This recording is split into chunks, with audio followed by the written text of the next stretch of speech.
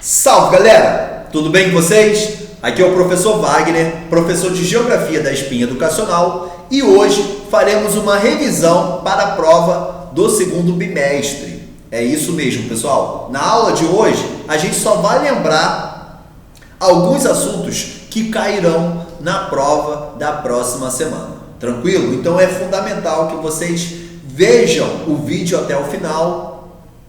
E se tiverem alguma dúvida é só me procurar durante a aula, beleza, pessoal?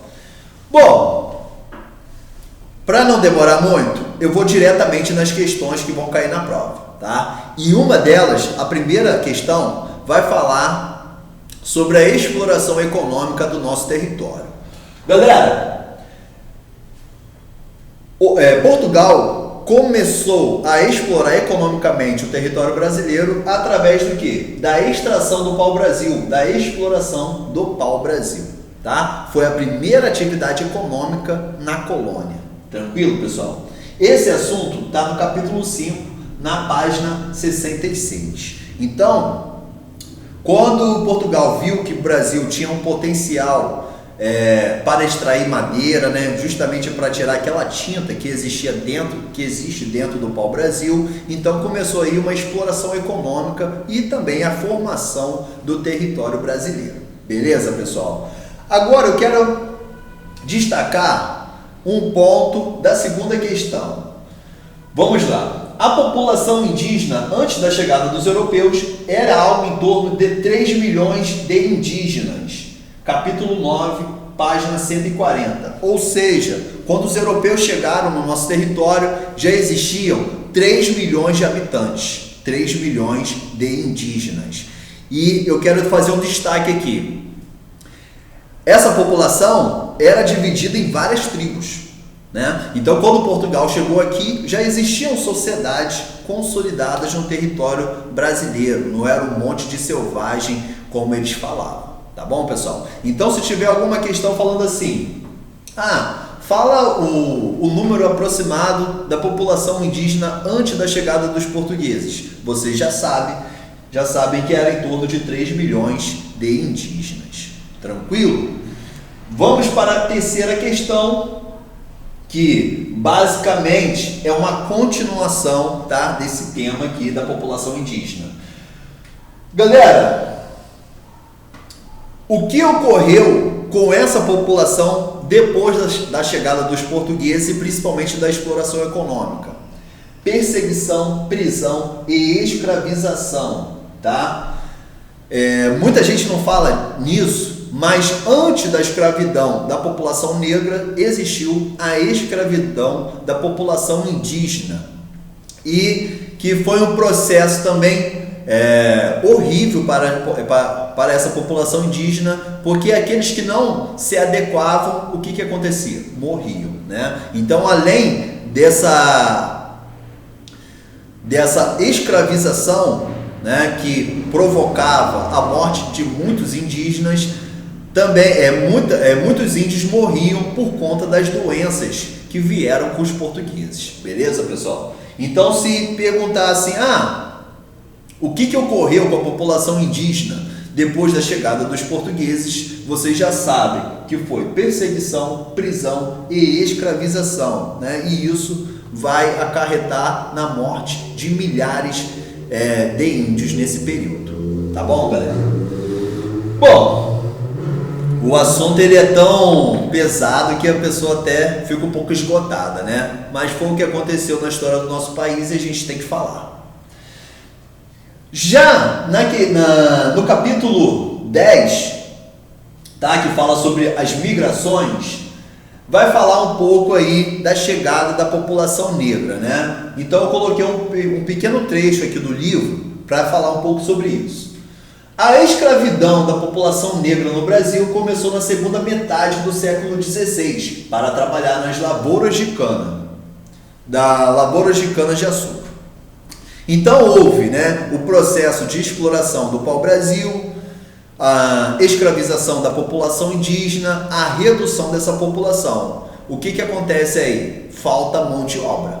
E Portugal queria mão de obra escrava. Então o que eles fazem? eles vão buscar lá no continente africano, né? Então, a partir da segunda metade do século XVI, tá? Começa a chegar a população africana. Mas é bom a gente lembrar que essa imigração da população africana, ela se dá de forma forçada, ou seja, essa população não queria vir para o Brasil. Eles vieram por meio da força, da prisão, né? Então, muitos falam que foram em torno de 6 milhões de pessoas, né, de africanos que vieram para cá para trabalhar na segunda metade, isso ao longo de todo o processo escravocrata, tá? E isso começou na segunda metade do século XVI para trabalhar nas lavouras de cana-de-açúcar. Galera, então se tiver alguma questão falando assim, qual era a finalidade, né? Quando começou a escravização, a imigração africana para cá? Na segunda metade do século XVI, para trabalhar nas lavouras de cana-de-açúcar. Esse assunto pode ser encontrado também no capítulo 10, na página 156. Tranquilo, galera? Ainda no capítulo 10, a gente vai abordar também as migrações internas, tá? E o que seriam as migrações internas? A gente já sabe que migração é o deslocamento de um grupo de pessoas. Tranquilo?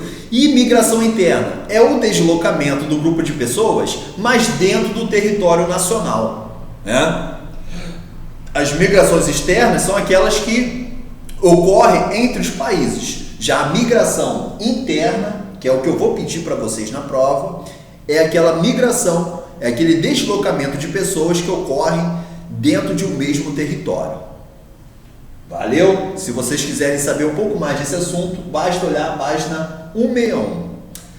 Na página 161 também, na página 161, terá a sexta questão que fala sobre as zonas de atração, né? A gente ainda está falando sobre a questão da migração. Mas o que seriam as zonas de atração? Já está falando, está atraindo, né? Ou seja, são locais que têm melhores condições de vida, estudo e trabalho, tá bom? Então a gente já sabe que as pessoas migram para buscar melhores condições de vida, né? E geralmente elas vão para onde? Para as zonas de atração. O que seriam as zonas de atração? São esses locais com melhores condições de vida, trabalho e estudo. Geralmente são grandes cidades, Rio de Janeiro, São Paulo, metrópoles, que tem várias universidades, tem vários hospitais, ou seja, caso você precise desse serviço, já está mais perto de você do que você morar no interior, né, numa fazenda que muitas vezes você não tem certos recursos. Tranquilo, galera? E na última questão, a gente vai falar, é uma questão do capítulo 12, tranquilo? E a gente vai abordar o tema quilombolas. Professor, o senhor até falou isso na aula passada, mas o que seria quilombolas mesmo? Galera, quilombolas, na verdade, são descendentes de africanos que foram escravizados e que fugiam das fazendas onde viviam em busca de liberdade e melhores condições de vida, né? A gente sabe que o início da população negra no Brasil foi um processo horrível para essa população, porque existia violência e escravidão, né? Eu acho que ninguém gosta de ser preso, né? Acho que todo mundo preza muito a liberdade, então com certeza era horrível para a população negra, né? É injustificável essa escravização. Então é isso. E os quilombolas, na verdade, são os descendentes dessas pessoas que foram escravizadas, tá? E, na verdade, esse nome ele vem de quê? De quilombo. O que era o quilombo? O quilombo era o local onde os negros se refugiavam, né? Fugiam dos seus feitores. Beleza, pessoal? Se você quiser olhar esse texto, basta consultar a página 197 do capítulo 12. Galera, é basicamente isso que eu vou pedir na prova. Tranquilo? Então, na aula dessa semana, vocês não vão precisar enviar atividade nem responder forms, Basta olhar o quê? Esse vídeo, tá? Que eu vou disponibilizar para vocês e também a revisão que eu deixarei disponível na descrição do Forms, tá? Então, na hora de você abrir lá o Forms, na descrição já vai vir essa revisão, né? Isso que eu passei aqui para vocês, e também vai ter esse vídeo que vocês podem olhar quantas vezes quiser.